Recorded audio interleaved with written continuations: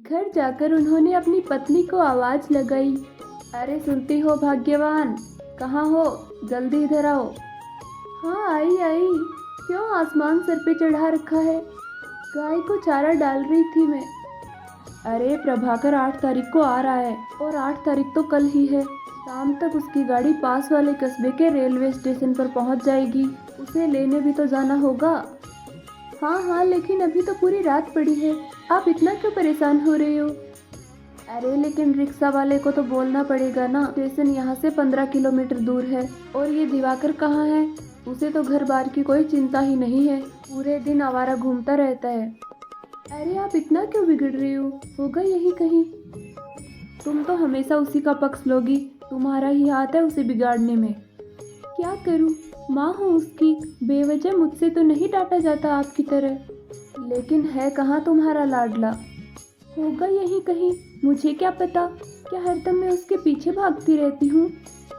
तुम कभी सीधा जवाब मत देना, मैं खुद ही ढूंढ लूंगा उसको। उधर दिवाकर बिंदु के साथ बगीचे में आम तोड़ रहा था। देवा, वो आम देखो कितना पका लग रहा है, वो तोड़ के लाना। हाँ हाँ, क्यों नहीं, तूने तो मुझे नौकर समझ रखा है। देवा, ये कैसी बातें कर रहे हो तुम? जाओ, मैं तुमसे बात नहीं करती। अरे बिंदु, मेरे कहने का मतलब ये नहीं था। हाँ हाँ, सब समझती हूँ मैं तुम क्या कहना चाहते हो। और अब मैं घर जा रही हूँ, और ये लो तुम्हारे सारे तोड़े हुए आम। सारे आम वहीं फेंककर बिंदु अपने घर चली जाती है। दिवाकर का मन भी खराब हो चुका था, वो सारे आम वहीं छोड़कर घर चला जाता है। दरअसल मनीराम और हीरालाल दोनों दोस्त थे। दोनों ने साथ में आधे आधे पैसे जोड़कर एक कारोबार शुरू किया था। लेकिन हीरालाल की बेईमानियों से तंग आकर मनीराम ने कहा कि अब हम साथ काम नहीं कर पाएंगे, तुम अपना अलग धंधा करो और मैं अलग करूंगा। तब दोनों के मन में इतना मनमुटाव हो गया कि दोनों के घरों के बीच एक दीवार खड़ी हो गई। लेकिन हीरालाल और मनीराम के बीवी बच्चों में पहले जैसा ही प्यार था। दिवाकर मुंह फुलाए हुए अपने घर में घुसा। तभी मनीराम चिल्लाते हुए बोला, कहाँ गया था? कब से ढूंढ रहा हूँ मैं तुझे। जी बाबूजी, बस ऐसे ही थोड़ा तालाब की तरफ टहल रहा था। अच्छा ठीक है, ज़्यादा सफाई देने की ज़रूरत नहीं है, जैसे मैं तेरे बारे में कुछ जानता ही नहीं। दिन भर आवारा घूमता रहता है, ना कोई पढ़ाई की खबर और ना दुकान की। अब घर आ गया ना वो, जो काम है वो बता दो, क्यों चिक करते हो? हाँ हाँ जा, पूरन सिंह रिक्शा वाले को कहकर आ कि कल रिक्शा तैयार रखना और कहीं चले मत जाना, कल तू प्रभाकर को लेने स्टेशन जाएगा। क्या, भैया आ रहे हैं? ये तो बहुत अच्छी खबर है, मैं अभी पूरन को बोल के आता हूँ। ऐसा कहकर दिवाकर बाहर चला गया। रास्ते में उसे बिंदु मिलती है, जो अपनी सहेली के साथ बातें कर रही थी। बिंदु ने जैसे ही दिवाकर को देखा तो वो वहां से जाने लगी और एक पत्थर से टकराकर गिर जाती है।